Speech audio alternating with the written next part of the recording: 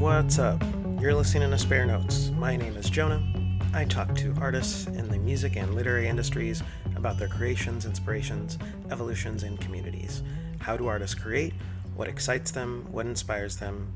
What's the relationship that they have with their art and the art that they consume? And most importantly, what are their stories? Tuxis Giant has an album coming out this week. Probably out by the time you've listened to this podcast, I'm guessing. It's called You Won't Remember This. And I had a conversation with the vocalist and one of the guitar players, Matt O'Connor, about it.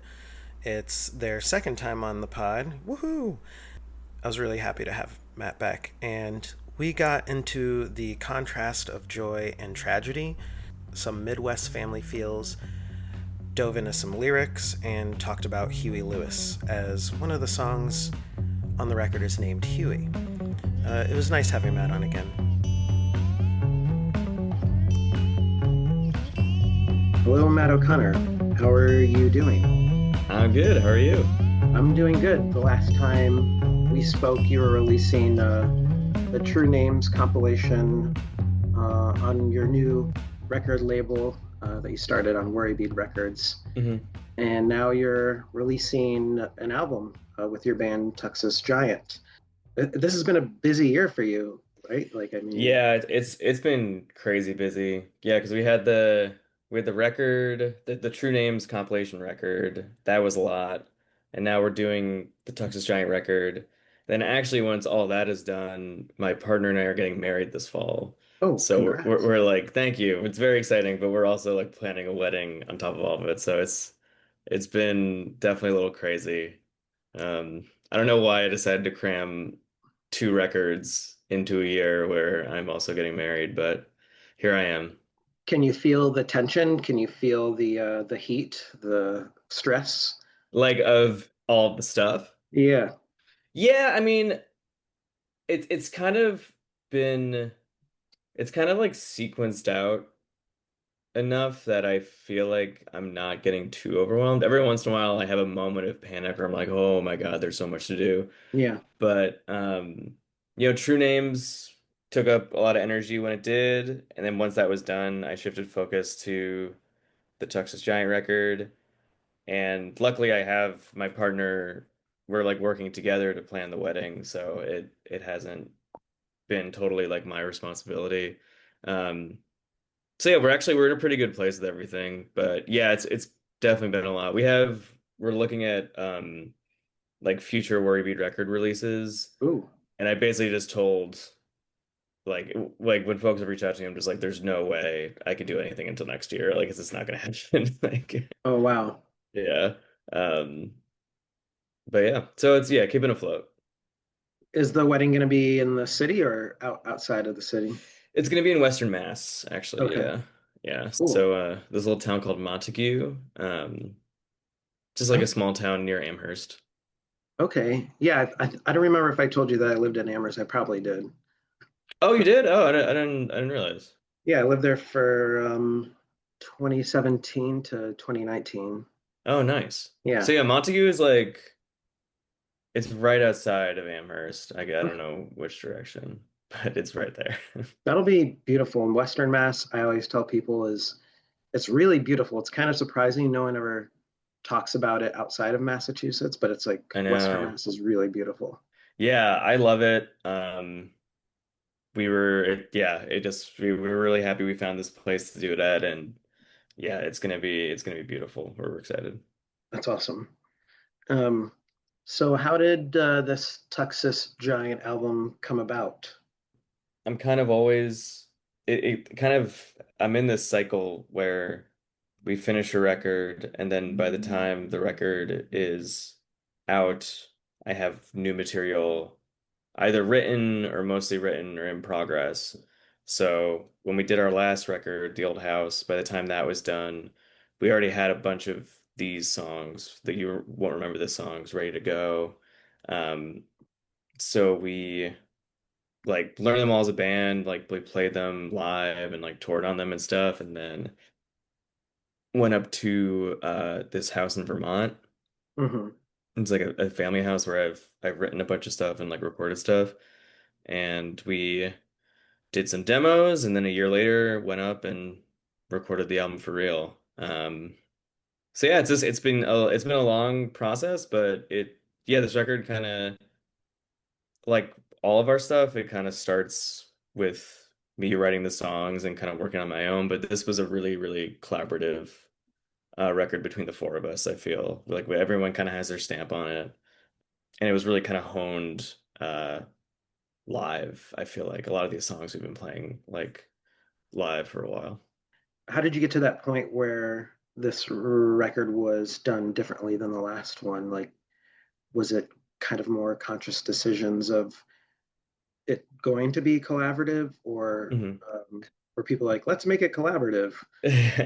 Yeah, I mean, well, the last records, so we did this record, The Old House, Mhm. and an EP called In Heaven, which was we recorded all those songs together in a studio. But at that point, we didn't really have a band. It was like mid-COVID. Our bassist had moved away. Mhm. Um, our drummer played bass on that album too. So we were kind of, it was like a real ramshackle like recording project, all that stuff. And then Eleanor Electra, our lead guitar player, I initially invited her to play some like guitar parts and sing backup vocals, and then she's just like so good, and we clicked so well with her that she just wound up playing on the whole record and the EP. And then it was like, okay, you're in the band now.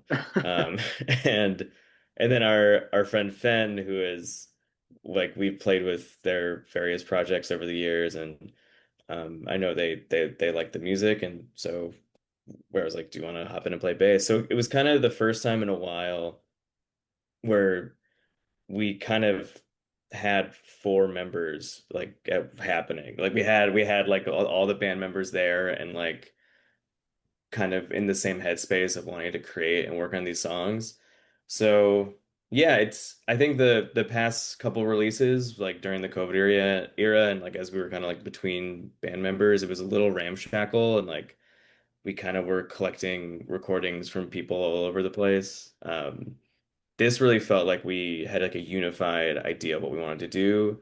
Um, all of the arranging happened like with the band. Like we kind of like tried stuff together. We like toured on these songs, played them live in New York and Boston. Yeah, so it happened pretty organically, I'd say, just by virtue of the fact that we were all four of us were just excited about the material, you know? That's cool. Do you think you felt any kind of like evolution in your process, or like were there things that stood out to you, or like, oh, okay, like we did it a little bit different this time. I need to repeat this thing the next record I do. Yeah, I don't know. I mean, it's always the process stuff is always a little bit of a mystery. I feel like I don't have a formalized, or we as a band don't necessarily have a formalized process. Yeah, I think doing this together as a band really helped give it different life than our other releases. I mean, we did that in the past. Like we've done that with like pretty much all of our records. Worked together as a band and tracked it live and stuff like that. But I don't know. I think everybody kind of had an opportunity to bring their sort of creative perspective to the table, which I feel like like every record I put out, I feel like we do that more and more, and the results always are better, you know. Um, so yeah. That's cool. And I was like, okay, we're gonna talk like a second time. Like we, went we went wild with the science fiction last time, Yeah, yeah. and We could but do this it time, again. Listen, I just finished Neuromancer, so I'm like in the oh, headspace. I need to read that.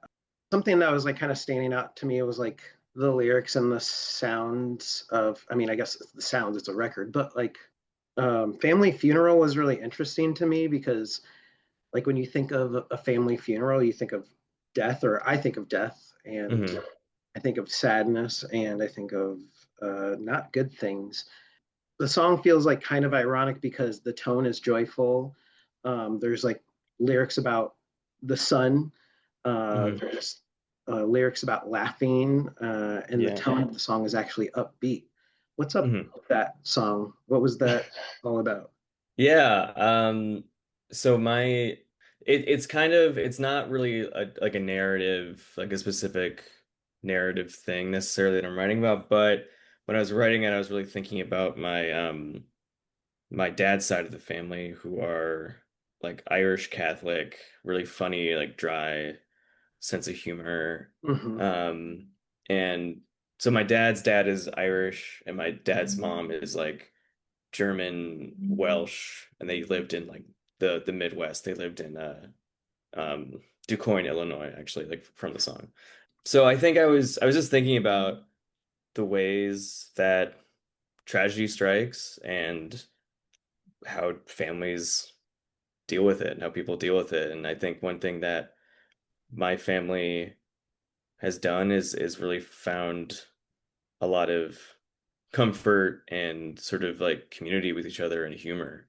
Mm. Like everyone kind of like ribs on each other and jokes around. And some of my happiest times with my family are when we're just all kind of doubled over laughing, kind of thing. And yeah, I think there is, and there is some tension in that. It's where it's like this is a funeral, but we're laughing, and that's sort of in my mind, that kind of touches on a really poignant like dichotomy in living, right? Like a lot of times the hardest times are punctuated or like pierced by, little moments of joy. So, and vice versa. Yeah, that's awesome. Because when I saw the title and I was listening to it, I was like, this just sounds kind of joyful. So that came across like really well in that song. That's really cool how it ended up being mapped that way. Or you Oh, have thank you. yeah.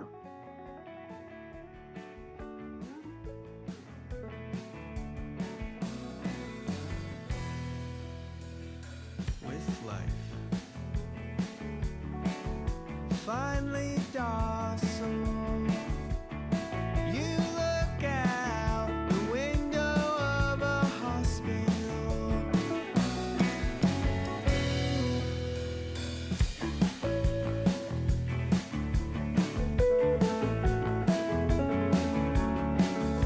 In DuQuoin,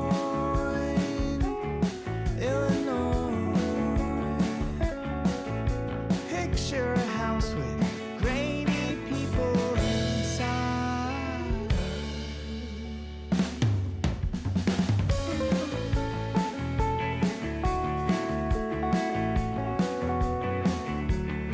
Weirdly, the sun's out. Radio plays, twist and shout, laughing. Echoes from the kitchen like a well.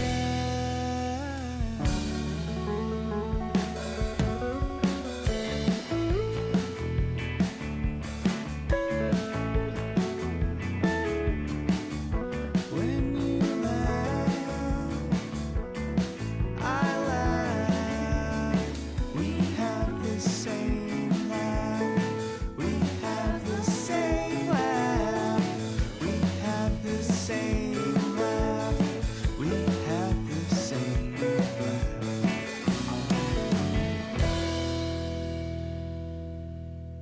So in Huey, a very beautiful, somber tone song with like strong imagery.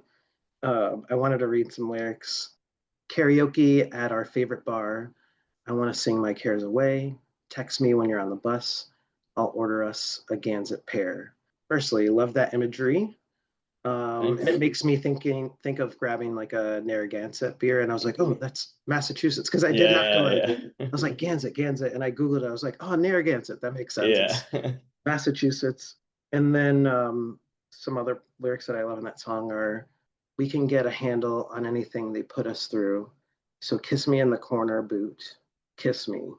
I don't know what I love about that. I think part of it when I was listening to it was the refrain when you sing, "So kiss me in the corner boot," and then there's a pause and it says, "Kiss me." And Mhm. then I don't know, it just feels like it felt really good. Tell me more about that song. That is kind of an imagined story of somebody who is just at the end of their rope, who is just when you're backed into a corner and you feel like the world is just beating you down, and you can succumb to it, or you can try to find joy and love in these sorts of like unexpected places, or doing something you love, like just going and singing Huey Lewis at karaoke. Something that is so frivolous and silly Hmm. winds up taking on huge humanity and magnitude when it's kind of keeping your head afloat. And it's, you know, like the song "Stuck with You." I don't know if you know that song by Huey Lewis. It's a little like it's a love song, but it's also the kind of subtle premise of the song is like, I am stuck with you. Like I Mm. can't. I've settled into this life, and I'm happy because I love you, but I'm stuck. So I think I was trying to play with that again, that kind of, that push and pull of the good and the bad, and trying to find that feeling of humanity and happiness in really like hard, dark times. And then at the end, just kiss me in the corner booth, like, or let's like just, this is all it is. This is all it is that we can do. So,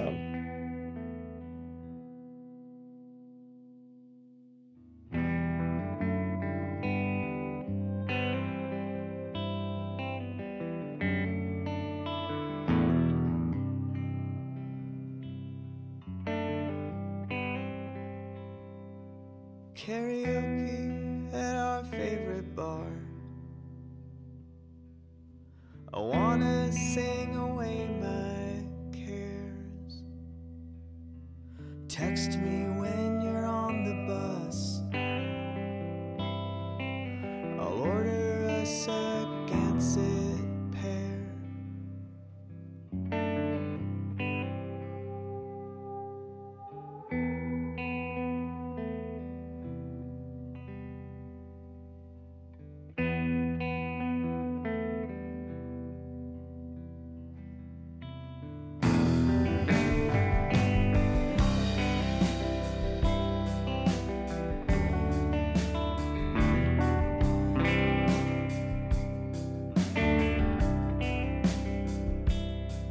My name upon the dotted line. Fairies spinning above. Cried when I get stuck with you. That's the power of love.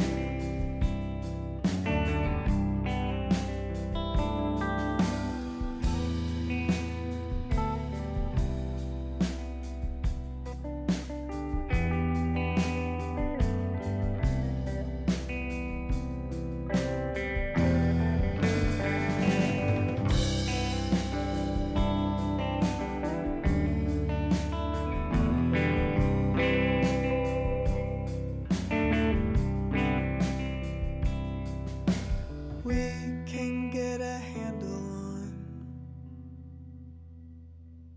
anything they put us through.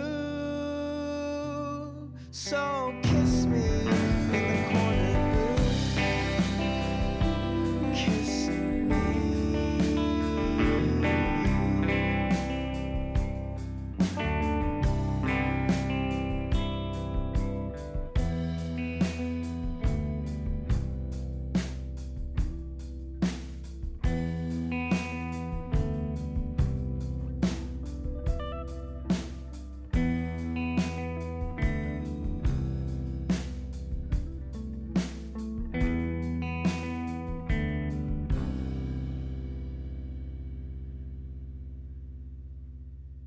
yeah, I don't know.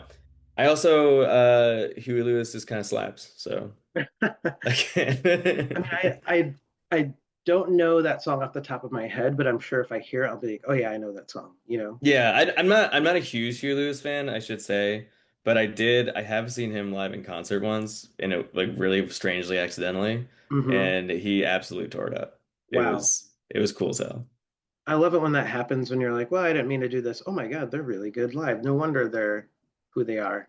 Yeah, it was crazy. Yeah, I was working at a music festival because I worked at a radio station Hmm. when I was younger, and I was like an MC at a music festival, and I was walking back to my car, and the headliner of this festival was Huey Lewis.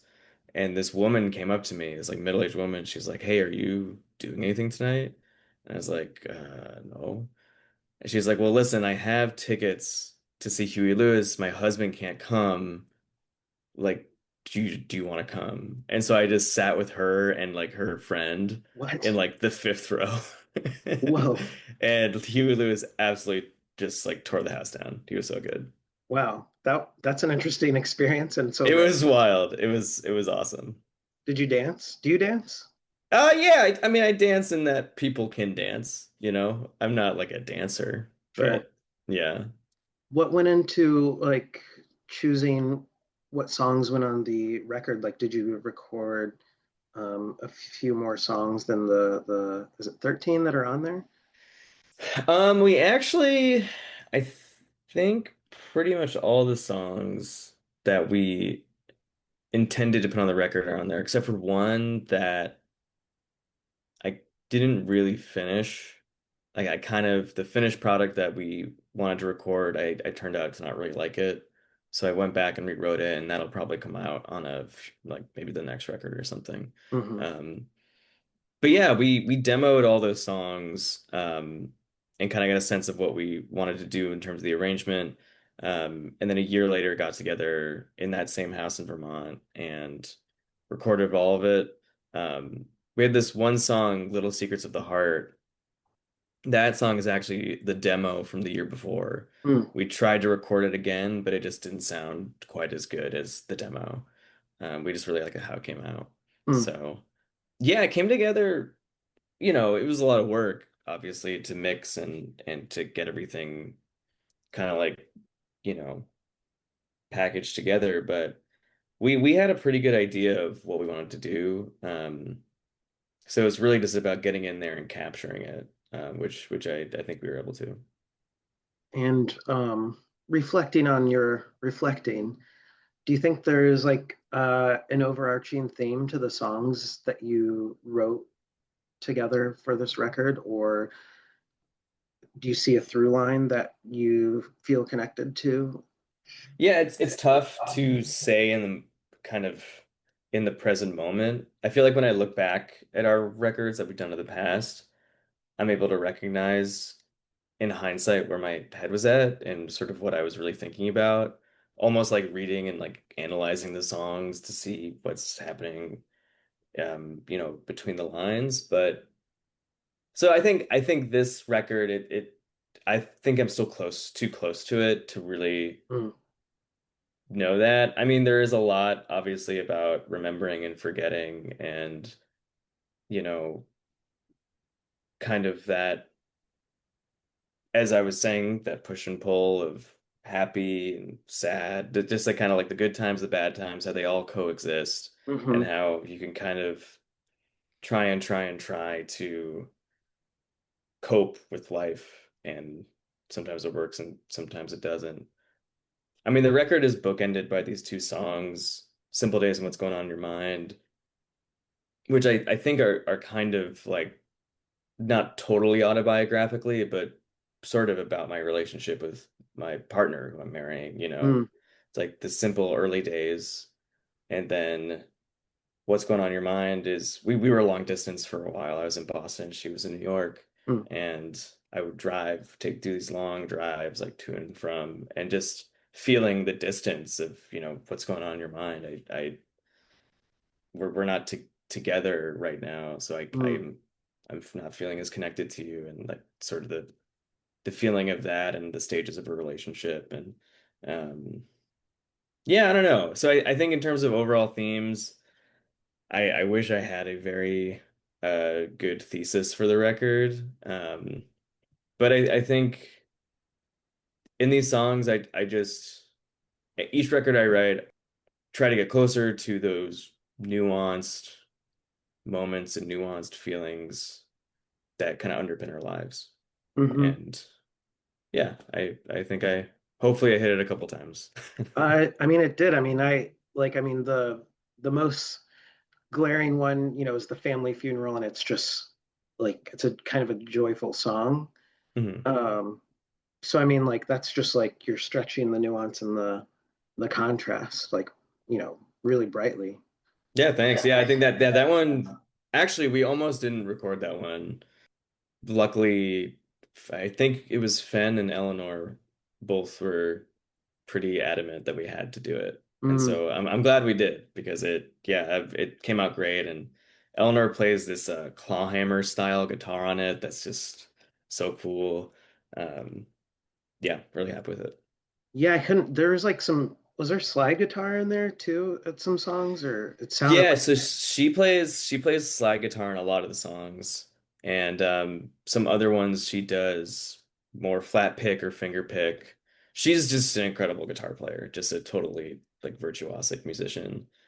So yeah, it helps a lot to have an insanely talented band. Like I Sure. kind of like go to them with these songs and they just take it to a whole other level. So it's pretty awesome. Yeah, the textures on the record are really nice, and I like a lot of the twangy aspects. Like it's pretty sweet. Thanks. Yeah, that's definitely, I think it's the direction that we've been going in for a while, honestly, since Goldie pretty much. Hmm. But yeah, I think Eleanor plays a lot of that Americana style in her own stuff, or maybe more folky, but um, so when she came into the fold, I think she really, I think some of the first parts she wrote were slide guitar parts. So it's like she came in as like a slide player and then Hmm. um has also brought in a lot of like a bunch of different stuff. She did some synth and a bunch of acoustic. Like she kind of drops in and brings her touch where it's needed. Hmm. Um, and Fen the same way. I mean, Fen is those bass lines are incredible, and James, our drummer, who isn't in the band anymore, but this was his swan song with the band, Mm. and yeah, he's always incredible. So. Yeah, and less like on the last record, there was like a few songs that were more shoegazy, but like I didn't hear that as much. Like it was there were songs that were similar on the last album, but like this one was definitely closer to that, the twangy through line and the less like fuzzy sounds and more warm sounds. Yeah, we definitely are moving. I think every record since we put out this record in 2018 called Here Comes the Wolf, which is like very expansive and loud and kind of like like slowcore, shoegaze, whatever. Hmm. And I feel like ever since then, it's been like every record has sort of been quieter and quieter and quieter and quieter. It just feels like and I'm using fewer guitar pedals. In fact, I Mm, think now I don't have anything except for a tuning pedal when we play live. I don't know. I love loud music, and loud guitars, but yeah, I think this is we just found that warmer sound suits for where we're at right now. But it's always evolving. I mean, who knows what this our next record is going to be like, you know? sure. It's still kind of a work in progress. Where are you in your journey of vulnerability since the last time we spoke? Oh, probably in the same place. Yeah. Probably, it's every day is a challenge to be vulnerable in this crazy world of ours. Yeah, no, it's been fun though. I'm honestly doing press for the record is very vulnerable. Mm, It was easier to do true names because I could almost like hide behind the label a little bit, and this wasn't my music. I was representing it and I mhm. was very proud of it, but I was more like, oh, look at all my friends. Like this is awesome. But it's a little different walking into a situation being like, I have to yeah, this is a song I wrote. I do take Zoloft, you know. Like we had a whole single where it was a like Silver Cup where it was being trans is like a really big through line through it. So I was like, yes, that's and I'm happy to do it, but it's yeah, it's definitely a big practice in vulnerability, like promoting your own work. Wait, so you're saying being trans is a through line in this project? Well, we had a single that came out called Silver Cup that was like that song like touches on dysphoria and stuff like that. Hmm. Yeah. And like my experience with dysphoria. Um, in like subtle, ways. Sure. Yeah. Well, you should be proud of your record. Oh, thank you. Yeah. Where should people go to find Tuxis Giant? What are some release dates too? Yeah, so we have a new single. I don't know when this is going up, but we have a new single coming out this week on July 30th, called Days. We're very excited about it. There's gonna be a music video. Um, so that'll be on all streaming and on our Bandcamp, tuxisgiant.bandcamp.com. We're on Instagram, instagram.com/tuxisgiant. And yeah, the record comes out on the 15th of August, so you'll be able to Sweet. find it everywhere you find music. But if you wanted to buy it from us directly, it's obviously better than streaming. So that'll be on our Bandcamp. Well, Matt O'Connor, it's good to talk to you a second time. Thanks for stopping by. Yeah, thank you. Really appreciate it. Yeah.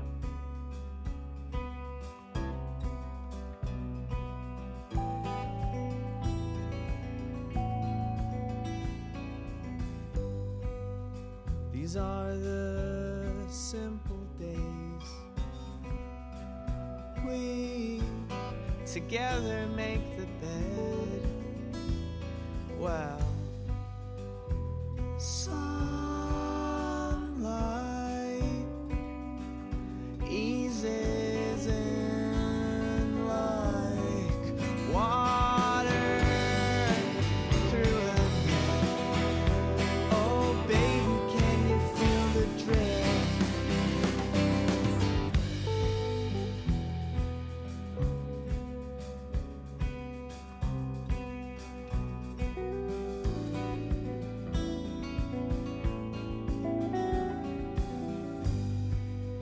Brooding over the onions,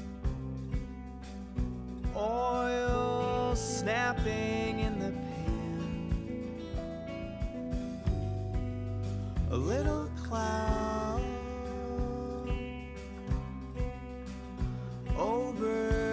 overhead when you turn on the fan. Oh baby, what you thinking?